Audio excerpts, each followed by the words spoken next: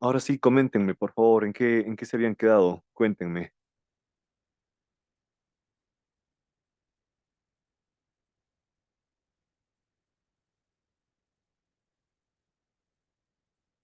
¿Están ahí? ¿Me escuchan? Sí, ¿no? Coméntenme, porque ustedes estuvieron enlazadas con Johnny. ¿O hasta dónde han avanzado? ¿Hasta dónde sí, hasta dónde no? ¿Cómo van con la lectura?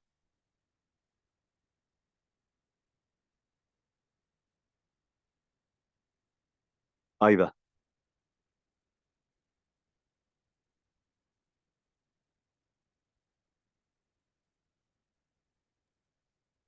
Hola Gabriel, buenas noches. buenas noches. Aida. No, pues la verdad yo no estuve la vez pasada, entonces no sé hasta dónde habrán quedado. Aida, ¿tú cómo vas con la lectura? Pues yo quedé hasta la primera vez que hicimos, como hasta la página 50. Perfecto. Está sobre el segundo capítulo, ¿verdad? Sí, más o menos. Hasta aquí. Coméntanos, por favor. Danos retroalimentación para saber cómo tú estás abordando esto, cómo tú lo entiendes, cómo tú interpretas hasta aquí la lectura. No, pues estábamos viendo las lecturas que digamos cada capítulo era como una historia y como digamos, pues estábamos analizando con Johnny que digamos cada historia traía también como su enseñanza y su forma de ver las cosas. Ya, hasta aquí, a ver, espero que estemos hablando del mismo libro. Hasta aquí, ¿qué libro tú estás leyendo? Estábamos leyendo el de Jacob Greenberg, espera, no me acuerdo cómo era que se llama.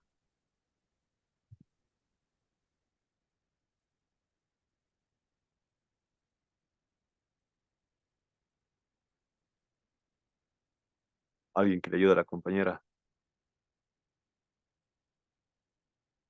En el libro que nos quedamos, buenas noches con todos. Ya, En el libro bueno, que nos quedamos era La construcción de la realidad de Jacobo Greenberg. la construcción de Y la realidad. sí, y me parece que nos quedamos en el capítulo del cero o el observatorio.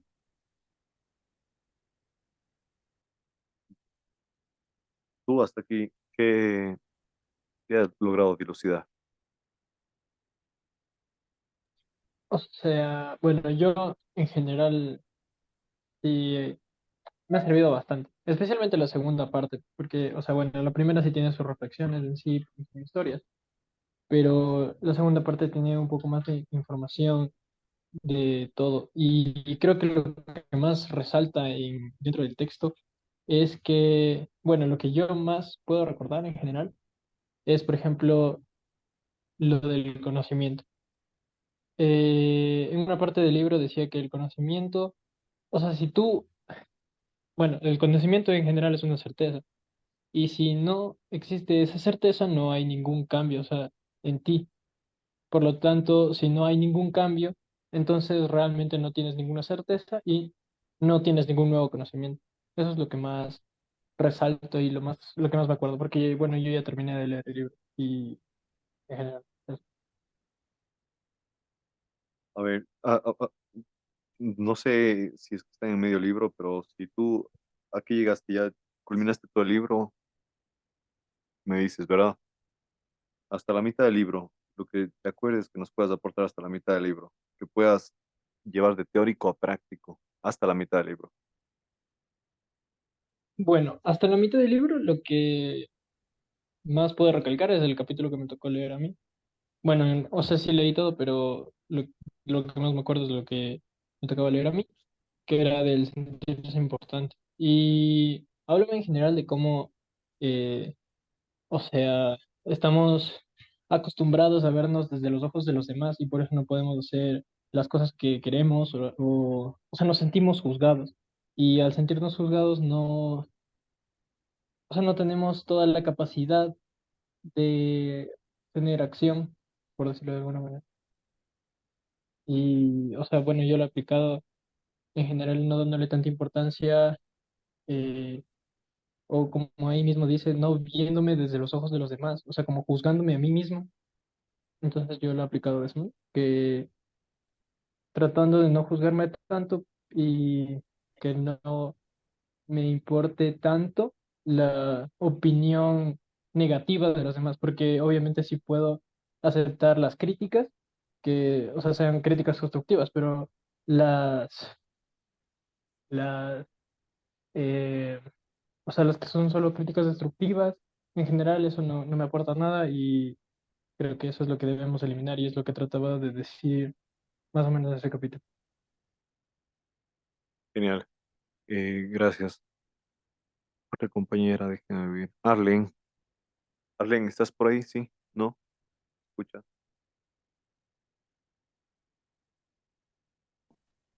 Hola Gabriel, sí estoy, pero ¿qué crees? Yo no he podido actualizarme con la lectura. No hay problema, Arlen. Vamos retroalimentando con los Gracias. compañeros. Hecho, Arlen. Gracias a ti. Ah, me parece que está Lore por ahí, ¿verdad?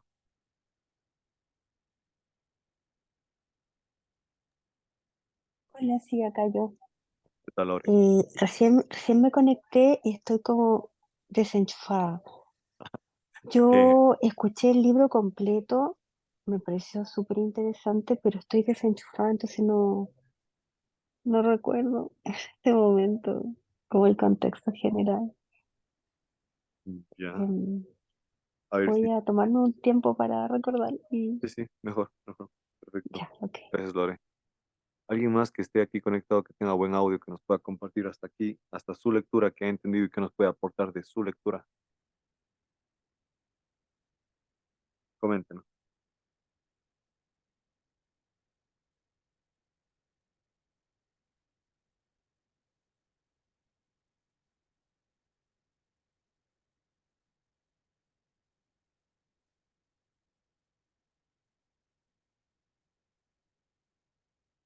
Hasta que nos comenten, me parece que voy a leer un poco y voy a hacer énfasis, voy a resaltar algunos ah, párrafos que creo que están muy buenos, que podemos tomarlos para que sean aplicables a la vida nuestra, ¿no? Esto está en el capítulo 2.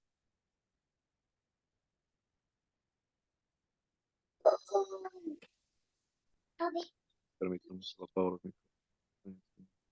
No. Espere. Bimber, tú el Bimber. No. Matías. Bimber. Mándenle un saludo a Matías, por favor. Capítulo 2 de la construcción interna del mundo. Pero vamos a leer una parte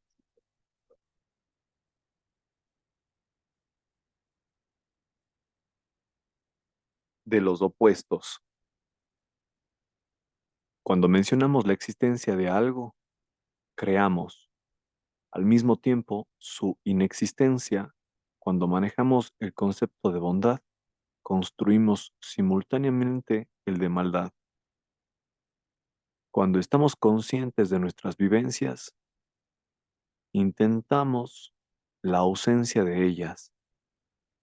Cuando percibimos la vida, vemos la muerte. Cuando discutimos acerca del ser y su esencia, hablamos del no ser y sus correlaciones. Cuando somos espectadores de nosotros mismos, somos los artífices del no vernos.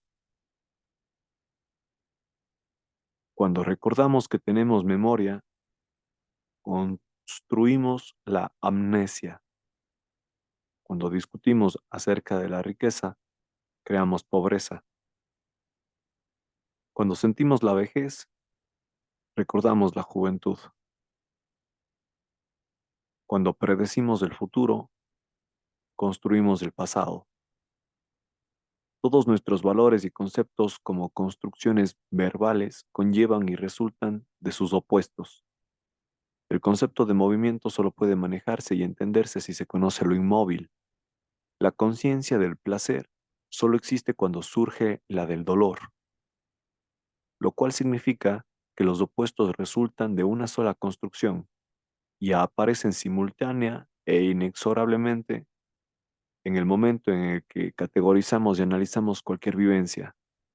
La construcción simultánea del opuesto es una necesidad verbal, mas no está incluida en la vivencia pura. En otras palabras, la vivencia en sí, sin análisis y valoración, es única y existente en sí misma.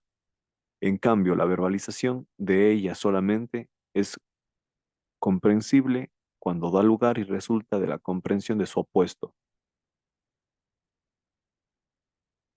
Esto podría parecer un mero análisis formal y académico. Es más real que una necesidad primaria. Para demostrarlo, basta recordar que el concepto de necesidad no existía previamente si no hubiera habido la saciedad.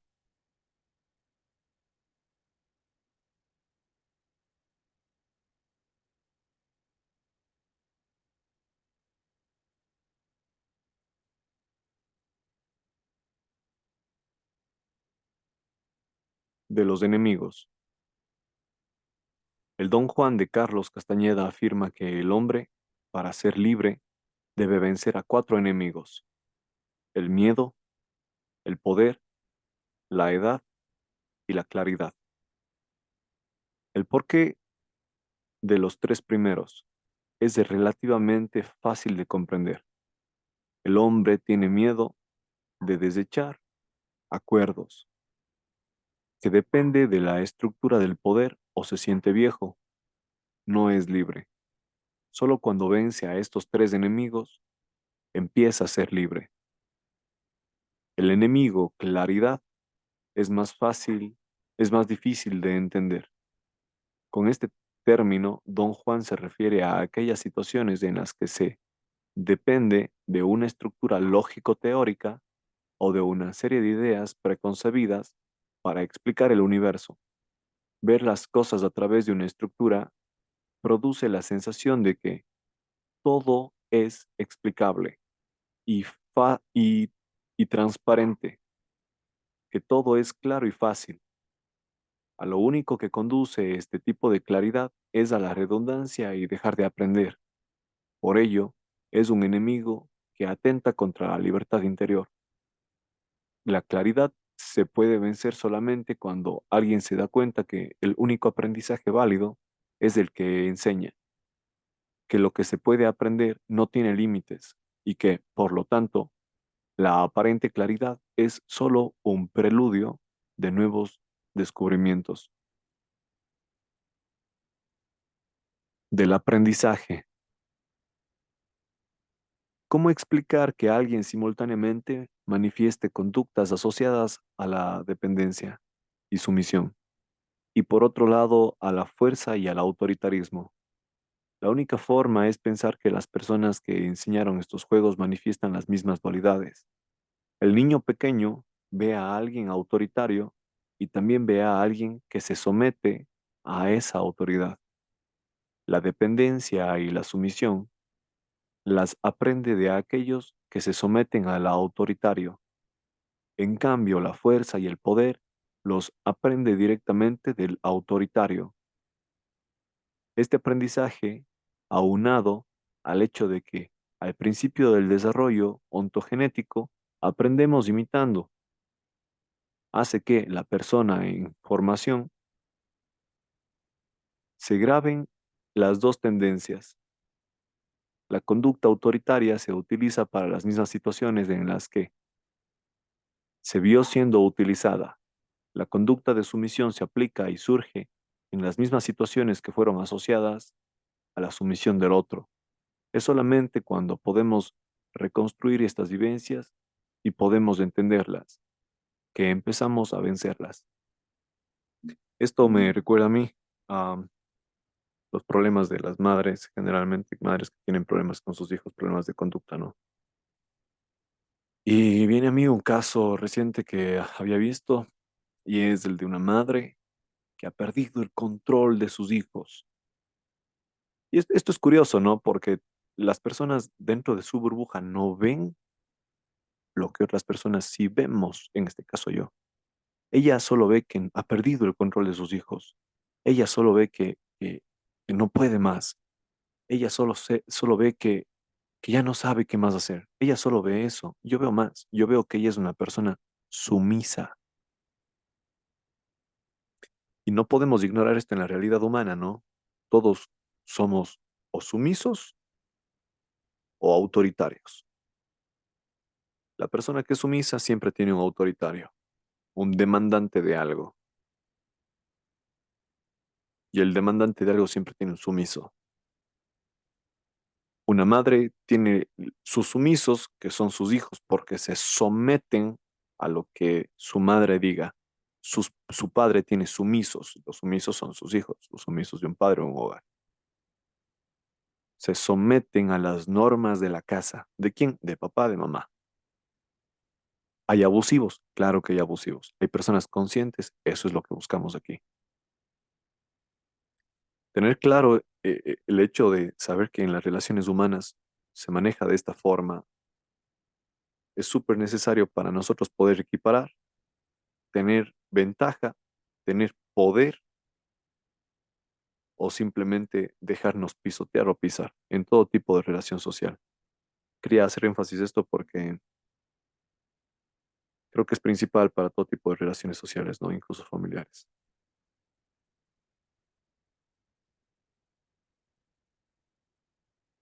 De la introyección de los otros. Ser espectador de uno mismo tiene como razón y fundamento el deseo y la necesidad de ser visto por los otros. De hecho, verse a sí mismo y valorar lo que se hace, se dice o se siente, siempre es verse a través de los otros. Una vivencia real nunca va acompañada del observarse. El que vive es uno mismo y por tanto no puede existir la autovaloración.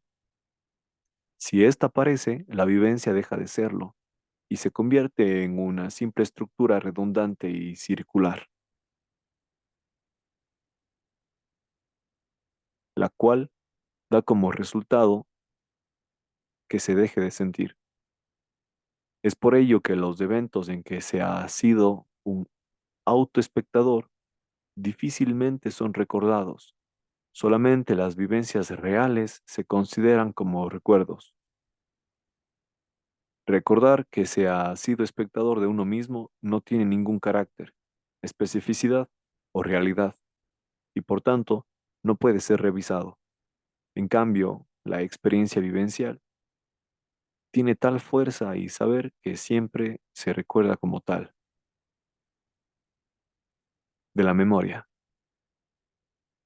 Nuestro cerebro es un mecanismo que posee una capacidad infinita para almacenar información. Es muy probable que todas nuestras experiencias vivenciales existan en nuestro interior como memorias. Cuando evocamos una información almacenada, esta aparece como nueva vivencia extraída y localizada en el almacén de memorias. Que no evoquemos no significa que no exista. Siempre permanece activa e influyendo sobre nuestra experiencia. Las experiencias y los eventos almacenados en la memoria no se encuentran encajonados y aislados unos de otros, sino que se influyen mutuamente y permanecen activos. La influencia mutua y la actividad deben cursar a través de canales y codificaciones lógicas. Es precisamente esta lógica de influencias mutuas lo que hace a aparecer diferente a una persona de otra. Del miedo. Cada uno de nosotros tiene en su haber un momento tan grande de experiencias que derivan ser suficiente para permitirnos entender el universo. Sin embargo, es excepcional el caso de alguien que logra llevar a tal nivel de comprensión. La única razón que explica por qué lograr entender el universo es tan excepcionalmente raro es que las experiencias vividas se han autoinvalidado. La invalidación implica siempre no confiar en la validez y realidad de las propias experiencias, sino por el contrario, pensar que solo las ajenas son experiencias valiosas y auténticas. Los miedos que se sienten no son otra cosa que los miedos de los otros. Resulta muy fácil entenderlo. El miedo que se experimenta jamás es auténtico. Proviene de no entender una situación, de no confiar en la capacidad de entenderla, Y esta desconfianza es efecto de la incapacidad de darle valor a la experiencia propia.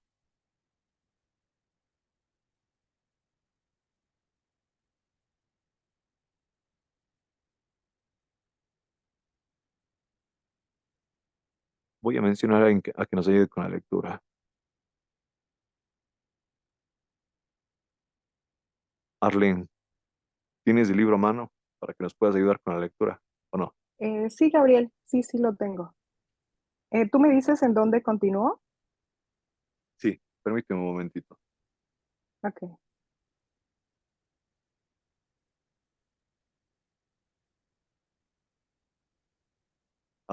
En la página 61, ¿qué tienes tú en la página 61? 61 tengo de la realidad como experiencia interna. Sí, ayúdanos, por favor. Ok, inicio justo en la 61. Sí, Ok. Dice, la única realidad que conocemos en nuestra experiencia interna solo existe, perdón, vuelvo. La única realidad que conocemos es nuestra experiencia interna. Solo existe algo para nosotros cuando somos capaces de experimentarlo. Las existencias de un mundo físico y de uno interno confluyen y se convierten en una sola cuando las sentimos. El mundo físico y el mundo interno solo pueden diferenciarse por su carácter de estímulos gatillo que desencadenan un proceso interno. El, ar el árbol físico es diferente de aquel que aparece en nuestros sueños, en términos de que el primero activó nuestros procesos internos a través de la puesta en marcha de nuestras vías sensoriales y el segundo activó esos mismos procesos por medio de una estimulación cerebral central, activación a través de una vía sensorial o activación tópica es la única diferencia real en el mundo físico y el imaginario. El proceso interno que resulta de los dos tipos de activación siempre es el mismo y determina y constituye la realidad. Cuando alguien vuela, la realidad de su vuelo no se la da el poder despegarse del suelo, sino la experiencia y la sensación de hacerlo. Fulano puede soñar que vuela y sutano subirse a un avión y dormirse. Nadie verá a fulano volar y todos verán que sutano sí, sí lo hace. La realidad de fulano y la de sutano son contrarias a la de los observadores. Fulano sentirá que vuela.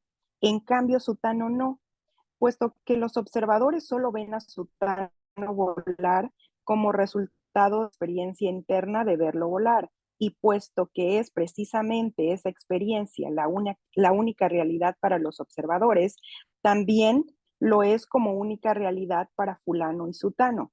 En otras palabras, el único que vuela en realidad es fulano, puesto que su experiencia interna es volar. Sutano no vuela, puesto que no tiene ninguna experiencia que corresponda.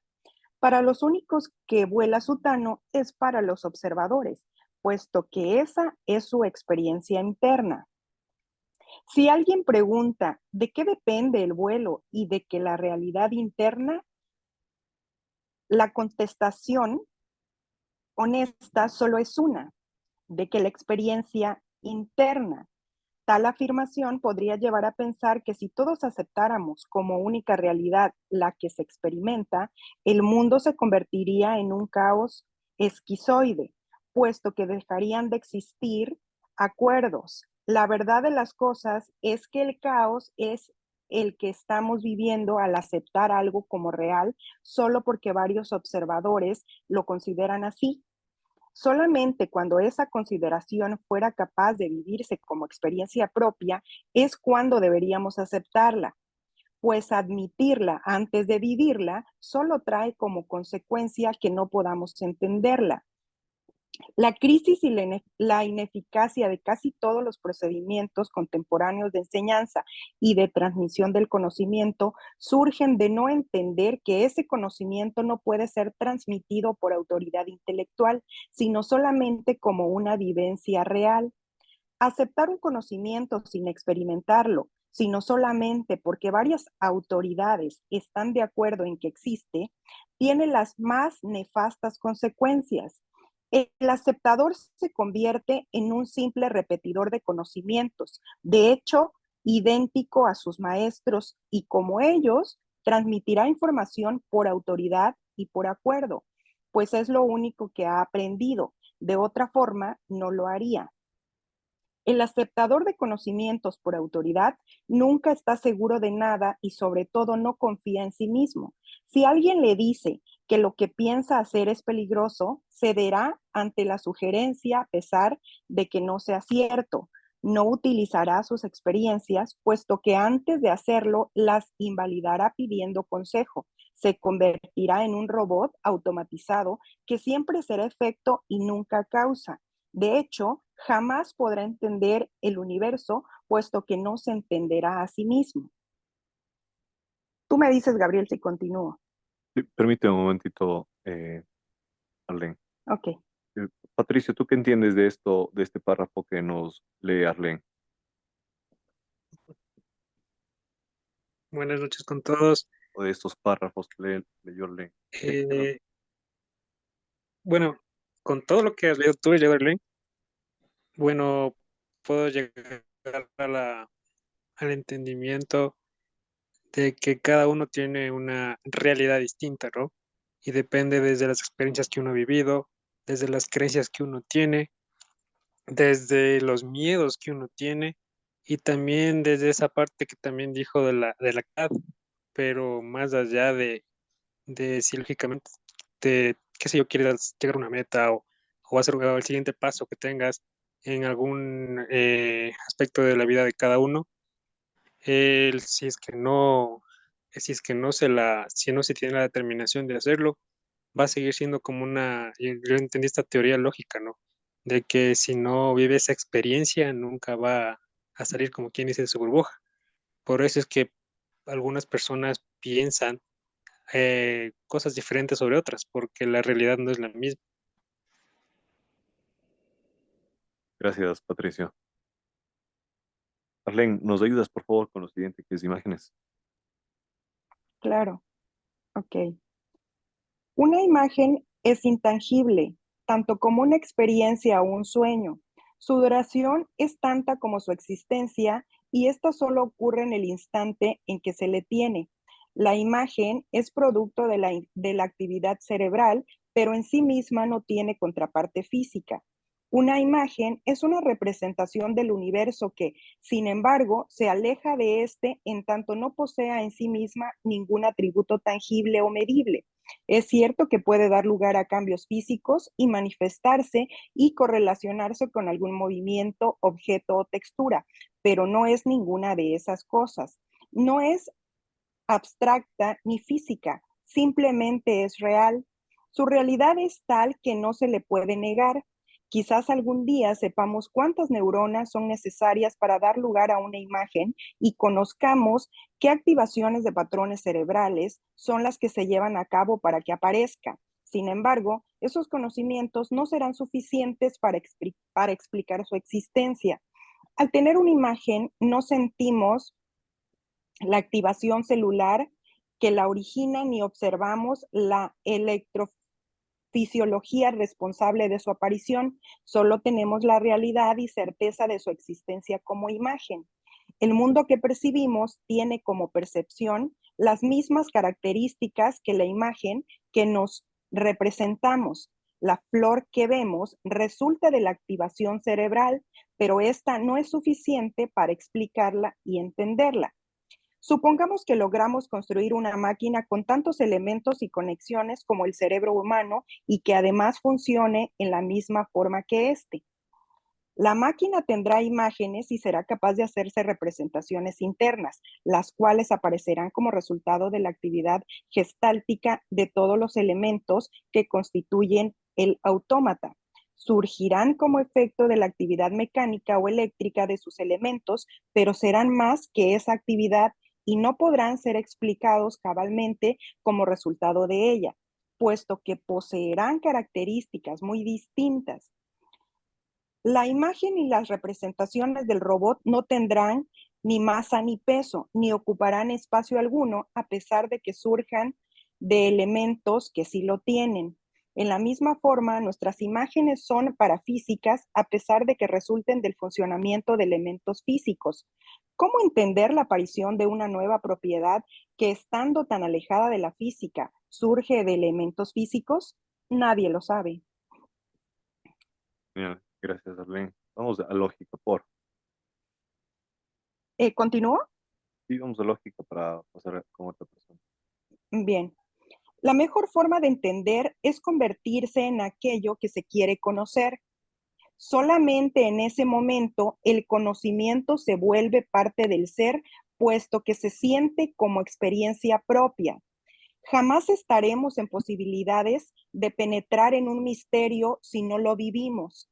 De la misma forma, nunca podremos saber de la existencia del universo conceptual de aquel con quien nos relacionamos, si no somos capaces de convertirnos en ese aquel. Nuestra risa, nuestra alegría, nuestra frustración puede ser la misma o diferente experiencia interna de fulano. La única forma de saberlo es ser fulano. Si pudiéramos hacerlo, nos daríamos cuenta de que la experiencia interna de nuestro coetáneo es diferente de la nuestra. Y en la misma forma que la nuestra es diferente de momento a momento, pero al mismo tiempo conoceríamos que existe algo común y unificador en lo diferente. El adolescente lo sabe y es por ello que tiene una gran tendencia a vivir y a convertirse en distintos personajes. El desempeño de roles en esta etapa no es otra cosa más que el deseo de vivir diferentes realidades, puesto que solo así es posible entenderlas a fondo. Ante la gran dificultad de convertirnos en los sujetos u objetos que queremos conocer, optamos por convertirnos a ellos en números, marcas o símbolos que podamos manejar y relacionar entre sí. Esto no es más que el fundamento de la lógica. Creemos que un manejo lógico de simbolismos nos permitirá tener conocimientos profundos de los objetos o sujetos que han sido representados por ellos. No nos engañemos, solo estamos jugando. La prueba de ello es que nuestros razonamientos lógicos aceptan sin ningún resquemor relaciones de identidad absoluta, cuando en realidad son un absurdo y una falsedad. Las relaciones de identidad jamás existen como tales cuando se intercambian símbolos en forma absoluta, como resultado del falso pensamiento que considera posible establecer reglas de identidad. Es por ello que la lógica que maneja identidades es aberrante. La identidad absoluta entre dos cosas no existe, ni en nuestra experiencia interna ni en el universo físico. Aún la estructura química de dos compuestos aparentemente idénticos es diferente por el simple hecho de que ocupan distintas localidades espaciales. La matemática como estructura lógica existe en sí misma, pero jamás representa la realidad, puesto que, al igual que la lógica, se basa en relaciones de identidad. La persona que utiliza procedimientos lógicos para llegar a un conocimiento se engaña a sí misma, puesto que lo único que logra es un manejo lógico, no una vivencia real del sujeto del conocimiento. De la misma forma que la identidad absoluta solo existe y se maneja en el tratamiento lógico, las diferencias absolutas no son más que una estructura que se considera real porque nadie ha enseñado otra cosa.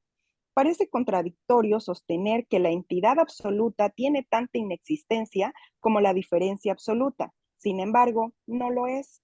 Es tan falso decir que la energía de sutano es idéntica a la de fulano como decir que son distintas.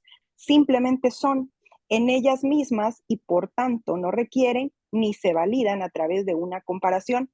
Lo bueno y lo malo, lo blanco y lo negro no existen como diferencias. Es más, no existen ni siquiera como vivencias auténticas por la sencilla razón de que conllevan en forma implícita la necesidad del opuesto para ser reales. Una experiencia no es blanca ni tampoco buena, simplemente es y como tal tiene una existencia separada, única e instantánea. Esto nos lleva de la mano a la consideración de que lo único que existe es mientras existe. La sensación de serenidad que alguien puede experimentar en ese momento solo existe en el ahora y en el instante en que se siente. Pensar que ayer se sintió o que mañana se sentirá sin sentirla es depender de la estructura lógica que considera al tiempo como real. Es olvidarse que aún pensar en el mañana o en el ayer solo ocurre en el ahora y que la sensación que no se tiene no existe. Pensar que no se es feliz en el presente y desear que en un futuro sí se sea, constituye la más absoluta aberración. Significa que se niega la experiencia presente y se le hace depender falsamente de una situación que no existe. Si en el futuro será feliz, eso solo ocurrirá en aquel momento, pero ahora no sucede y eso es lo único importante. Razonar lógicamente acerca de un evento futuro, tratando de conocerlo a través del razonamiento, representa solo una sustitución postiza de nuestra incapacidad de vivir el presente. Es tratar de conocer lo que se sentirá sin sentirlo. Es estructurar y definir un camino olvidando que al hacerlo se destruye toda posibilidad de aprender. Genial. Gracias, Eh, Arlene. no, por nada. ¿Me ibas a decir algo? No. Creo que hay una acotación más, pero Así parece que sí, creo que sí, eso. sí. Sí, sí, hay una acotación más en la lógica. Cuando Ok, analizamos, sí, dice, okay, cuando analizamos lógicamente un evento de probable, perdón, cuando analizamos lógicamente un evento de probable ocurrencia y por tanto nos adelantamos al conocimiento interno que desencadenará tal evento, nos olvidamos de nosotros mismos, solo entendiendo que la realidad es una construcción interna y que ésta existe únicamente en el momento en que ocurre. Seremos capaces de aprender y de vivir. genial, Hasta gracias, ahí Arlene. creo que Sí, hasta ahí con está. gusto. Lindísimo. Y creo que hicimos un buen pare ahí con Arlene. Volvió a leer porque se escucha incluso más enfático esto. Solo entendiendo que la realidad es una construcción interna y que ésta existe únicamente en el momento en el que ocurre, seremos capaces de aprender y de vivir. Justamente lo que está pasando en este preciso momento. Por eso digo, me encantó más bien que haya tenido ese pare. Am, Lore, ¿estás por ahí tal vez con el libro a mano?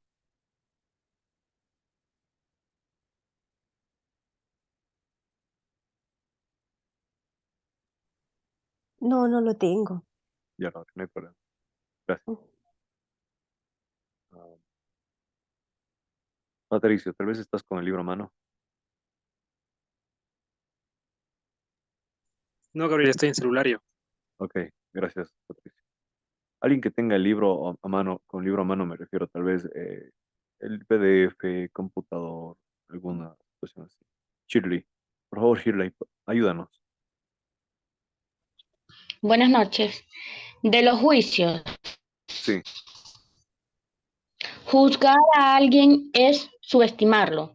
Es pensar que lo que determina su conducta y su realidad es simple y mediocre. Cuando decimos que alguien está cometiendo un error o cuando consideramos a alguien como un tonto, simple, malo o cualquier otra categoría cuántica y unitaria, lo único que hacemos es demostrar nuestra incapacidad para penetrar en la experiencia de ese alguien a quien juzgamos.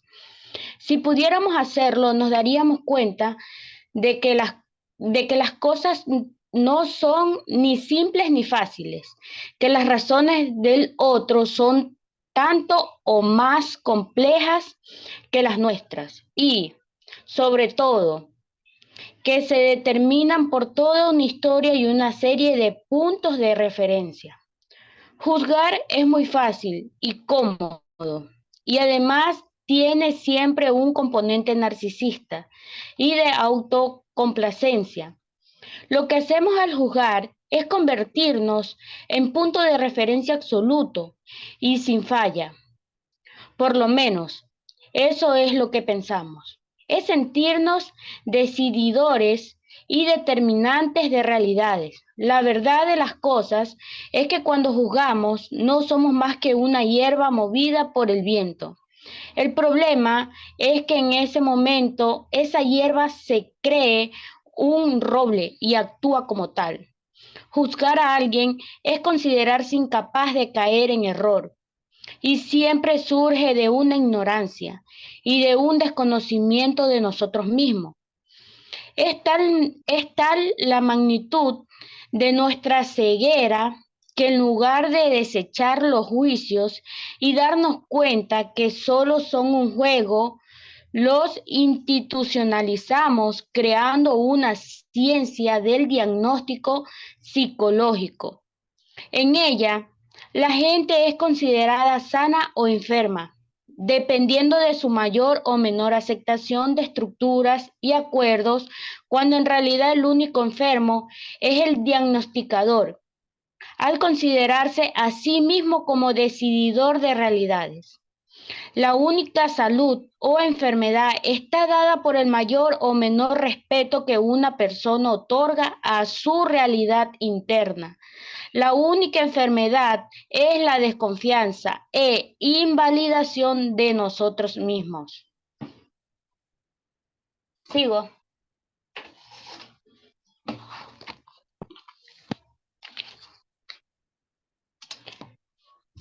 Del hombre de ciencia.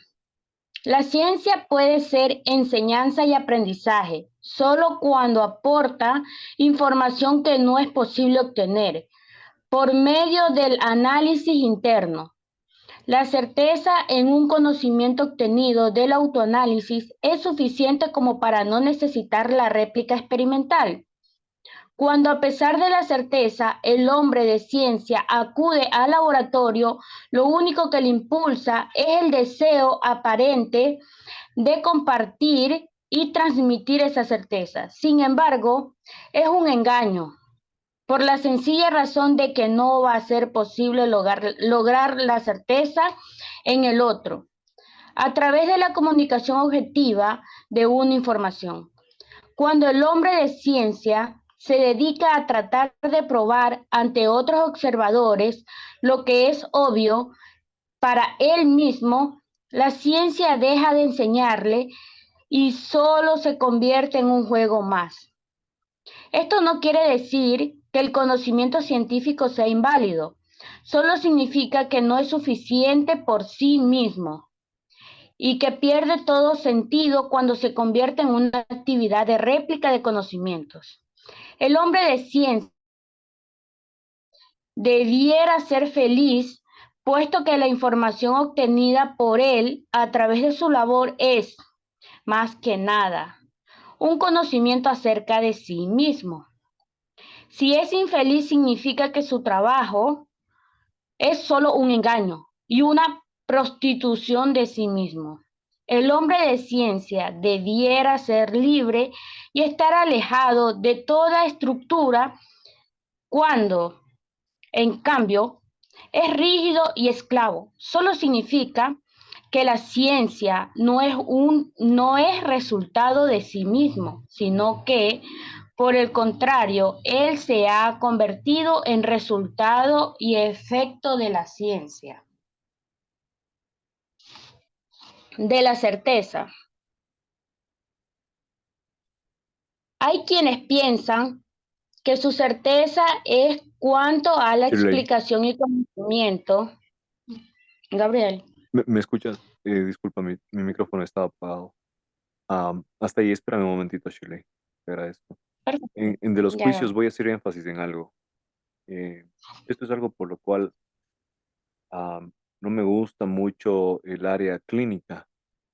Am, Aquí yo tengo una discrepancia, ¿no? Porque básicamente es lo que más años de mi vida me ha tomado y he estudiado, pero no me gusta.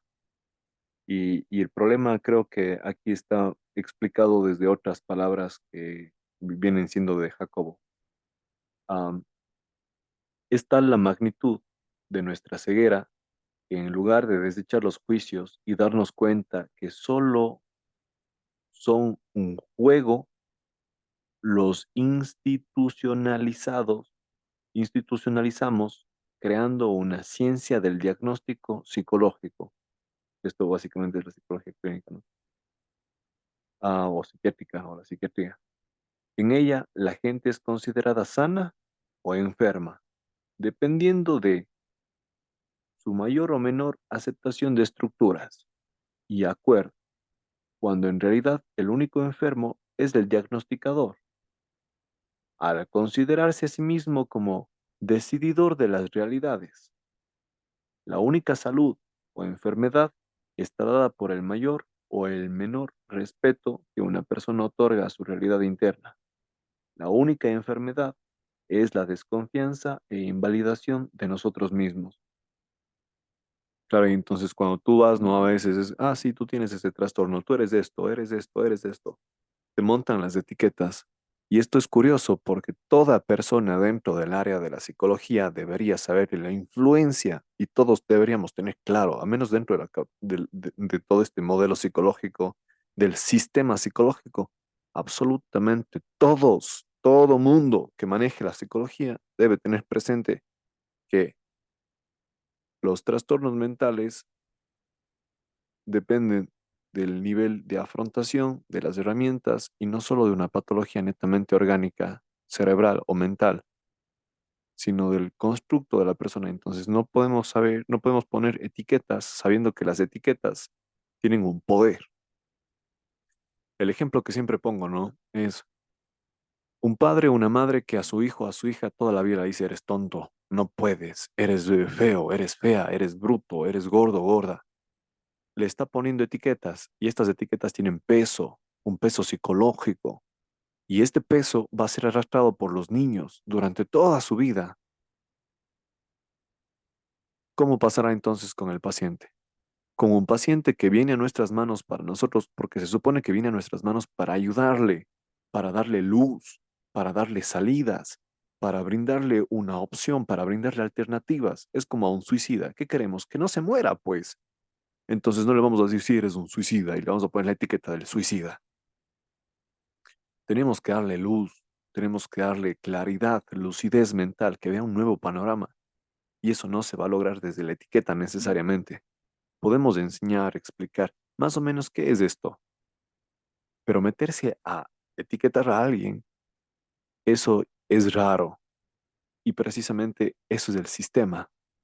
Y el sistema, todo lo que está sistematizado en este sistema de patologías, todo viene siendo una patología. Básicamente una persona que no está trabajada internamente, una persona que no está metida en su desarrollo personal, en su crecimiento personal, corporal, mental y espiritual, esa persona está enferma, sí o sí. Entonces, básicamente estaremos en un mundo lleno de locos, de trastornados, de enfermos, porque así sale, ¿no? Te agradezco, Shirley, por la lectura. Vamos a ver otra persona que tenga el libro, por favor, que levante la manito para que nos pueda ayudar.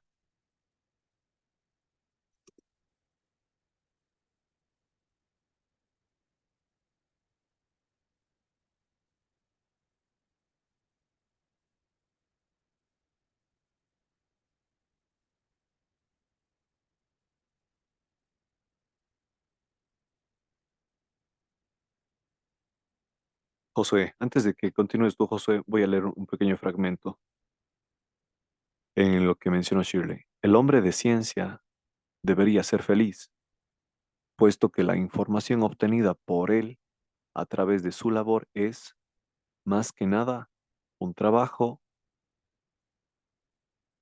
un conocimiento acerca de sí mismo. Si es infeliz, significa que su trabajo es solo un engaño y una prostitución del sí mismo.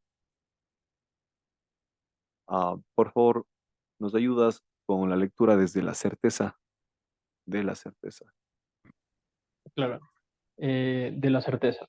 Hay quienes piensan que su certeza en cuanto a la explicación y conocimiento de un fenómeno es más profunda, clara y madura que la certeza de otro. Esta idea da lugar a la aparición de manifestaciones impositivas referentes a la realidad. En otras palabras, la persona que piensa que su certeza es la única válida, siente el derecho de obligar a otro a aceptarla sin pensar que quizás el otro tiene diferente realidad y experiencia interna. Si bien es cierto que el conocimiento no son los datos que se manejan, sino más bien eh, la certeza vivencial, También es verdad que esta última puede no ser compatible. La razón de ello no radica en el hecho de que la certeza sea relativista, sino solamente en la existencia de diferentes certezas. Todos llegamos al mismo conocimiento interno porque este no es relativo en cuanto a su verdad. Por ello existen diferentes gradientes y ritmos para alcanzarlo. Alguna gente va muy lenta, otra camina con mayor rapidez. Transmitir una certeza de un nivel adelantado a otro retrasado no tiene ningún sentido ni posibilidad. Hacerlo a pesar de lo anterior tiene tres consecuencias: la confusión, la hostilidad y el malentendido. Es necesario esperar a que el otro alcance el mismo nivel que uno, pues en este momento la certeza será de ambos. Cuando alguien trata de imponer la aceptación de certezas, demuestra que no ha comprendido ni se ha dado cuenta de que existen distintos gradientes y diferentes velocidades para llegar y, además, que su certeza es falsa. Cuando alguien se siente molesto en un desacuerdo, demuestra que ha olvidado que este surge por una diferencia de niveles y no por la existencia de distintas verdades. La verdad es única. A pesar de pensar lo contrario, es dar demasiada importancia a la aparente existencia de diferencias entre entidades. Cada ser humano está rodeado de multitud de estructuras formadas durante el proceso de socialización. Las diferencias dependen del número de estructuras existentes y de la cantidad de ellas ya se ha logrado desechar, nunca de la existencia de una diferencia básica. ¿Sigo con el siguiente? Sí, por favor. Claro. De las dudas. Es absolutamente imposible dudar de sí mismo cuando se es uno mismo. Solamente se duda cuando se es efecto de consideraciones ajenas. Cuando el conocimiento que alguien transmite es absorbido en forma automática y así se maneja, el receptor de tal conocimiento puede caer con la mayor facilidad en dudas respecto a su valía, confiabilidad o certeza. Cuando, en cambio, el conocimiento proviene de uno mismo y es resultado de una vivencia interna, nunca se duda acerca de su realidad. Sin embargo, no es suficiente la vivencia interna para dejar de dudar. Es indispensable que ésta no se autoinvalide. La autoinvalidación es una introyección de las dudas de los otros. Es la aceptación de estas como realidades y el olvido de su procedencia. Si al menos pudiéramos recordar que las dudas manifestadas por el otro son también resultado de la introyección que ese otro ha hecho de las dudas de otro, y ese a su vez de las dudas de otro, y este de las de otro, etcétera, nunca jamás dudaríamos. ¿Sigo? Sí, por favor, Josué. Ok. Del conocer. Algunas personas piensan que el conocimiento teórico se diferencia del conocimiento obtenido a través del manejo físico de un objeto. En verdad, puede haber una diferencia entre los dos o no puede haberla. La diferencia no está en el conocimiento en sí, sino en quien lo conoce. Es posible que a través del manejo directo de un objeto físico sea posible obtener una mejor comprensión acerca de sus características, pero también es posible que ese manejo no enseñe absolutamente nada, y en cambio la abstracción acerca del mismo objeto sí. Cuando quien aprende lo hace basándose en las consideraciones y opiniones de quienes lo rodean y no de las propias, el conocimiento real deja de ser posible. En cambio, cuando el que aprende decide este aprendizaje, el conocimiento comienza a adquirir realidad. En este último caso, la aproximación puede ser teórica, experimental o de cualquier otro tipo, y no por ello se aprenderá más o menos o habrá alguna diferencia. Todo depende de la aproximación y el motivo del aprendiz, y no de aquello que se aprende. ¿Sigo? No, hasta ahí, por favor, Josué. Ok. Gracias, Josué. Antes de que cierres tu micrófono, ayúdanos, por favor, con el análisis del conocer. ¿Tú qué interpretas, qué analizas ahí, con tus palabras? Eh, bueno, del conocer.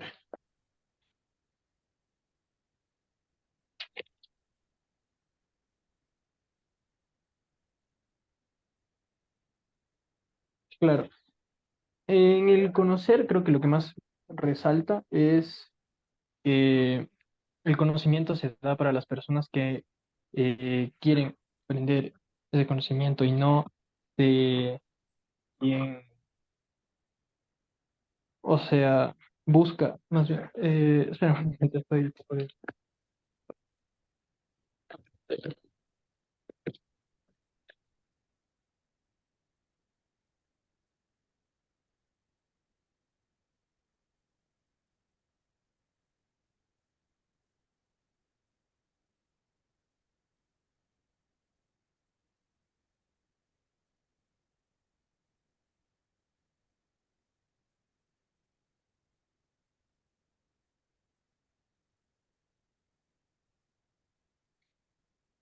Josué, sí, ¿le estás analizándole? sí, yo lo estaba analizando. Está bien. Ok. Creo que lo que más resalta en sí del conocer es que nos basamos mucho en las consideraciones y opiniones de los demás para aprender algo y que no nos basamos en lo que nosotros mismos creemos. Por lo tanto, el conocimiento real de lo que estamos aprendiendo en sí, o sea, deja de ser posible, porque al estar basándonos en lo que piensan los demás de lo que estamos haciendo nosotros, al basarnos en eso, no podemos tener un aprendizaje correcto, porque, o sea, no podemos, por ejemplo, como yo lo veo, digamos, para aprender que el fuego quema, debemos quemarnos, ¿verdad? Pero si, digamos, mi madre es muy sobreprotectora y no me permite acercarme al fuego porque ella sabe que el fuego quema, pero yo hasta el momento no lo sé. Entonces yo nunca tendré esa certeza de que el fuego quema hasta que yo mismo me queme. Pero mi madre al saberlo, o sea, tiene miedo de que yo me queme. Por lo tanto, hasta que yo no me queme, no voy a aprender y no voy a conocer que el fuego quema. Más o menos. O sea, creo que es lo más relevante que puedo sacar del conocer. Genial. Gracias, Josué. Por favor, Aida.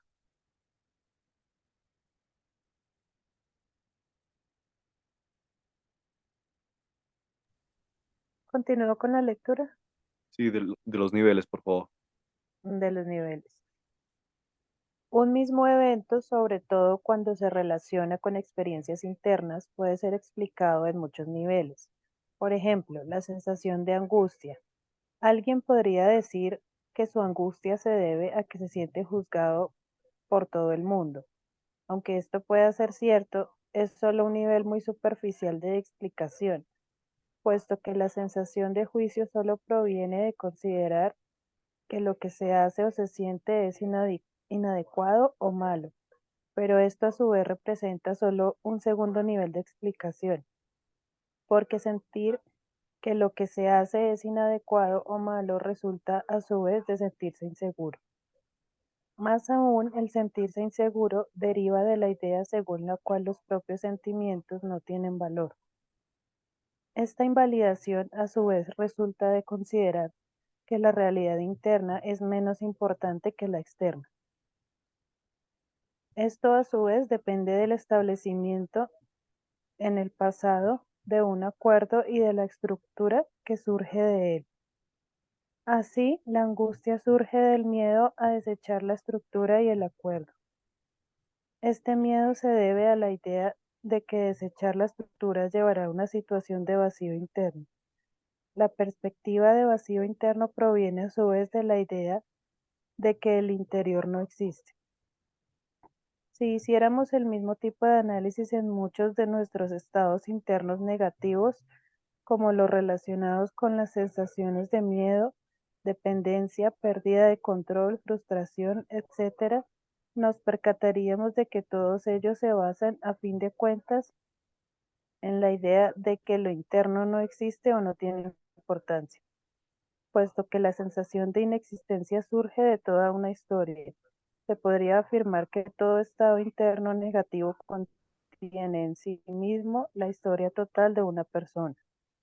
Es quizá por ello que desechar toda la historia personal tenga experiencia desagradable.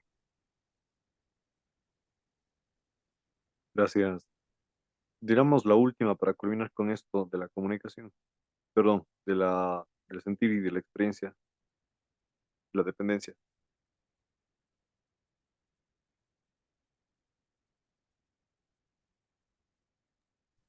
Vale. Del sentir y la dependencia. Existen dos clases de personas, las que sienten y las que juegan a sentir. Aquellas que sienten son capaces de entregarse sin pensar que hacerlo puede implicar alguna situación de dependencia. En cambio, las que juegan a sentir no pueden entregarse a nada puesto que eso les hace pensar en la dependencia y la falta de libertad. Para comprender el absurdo, basta analizar por un momento el hecho de que la gente que siente ha aprendido a ser libre e independiente para sentirlo, y en cambio la que juega solo depende de la estructura de juego. Al que siente no le da miedo depender porque es libre. En cambio, al que juega se aterra con la perspectiva de dependencia, puesto que de hecho depende de sus juegos. Quienes son capaces de entregarse han aprendido que hacerlo no significa perder parte de sí mismos, sino que por el contrario implica acercarse a su esencia. Quienes no son capaces de hacerlo son aquellos que han aprendido a preocuparse por permanecer intactos, como si fueran un rompecabezas envuelto para regalo que al perder una de sus piezas deja de funcionar. No somos un conjunto de piezas ni tampoco estamos envueltos en papel de China. Somos entidades únicas y unitarias que no se oxidan ni pierden piezas al entregarse. Entregarse significa considerar como lo más importante el acto de amar sin horarios, restricciones o estructuras. Es considerarlo un acto de creación que no puede ser sustituido ni comparado con ningún otro. Genial. ¿Tú qué interpretas, Aida, con este último párrafo desde tu óptica? Pues, no sé, o sea, cuando lo estaba leyendo estaba pensando mucho que como hay que personas que no se entregan totalmente porque les da miedo como tener consecuencias o que los demás se aprovechen de ellos o de pronto sentirse menos que la otra persona por expresar sus sentimientos, como cosas así. Y las personas que se entregan totalmente es como que lo hacen de buena fe sin pensar en las consecuencias. Genial. Gracias, Aida. Vale. Chicos, les dejamos ahí por hoy a la lectura. Nos estamos viendo y les voy a subir las 2 salas de meditación y ya está. Que tengan una linda noche. Gracias, Gabriel. Ya se te extrañaba en las salas. Gracias, Darlene. Que estés súper bien. Bendiciones. Bendiciones para todos. Gracias.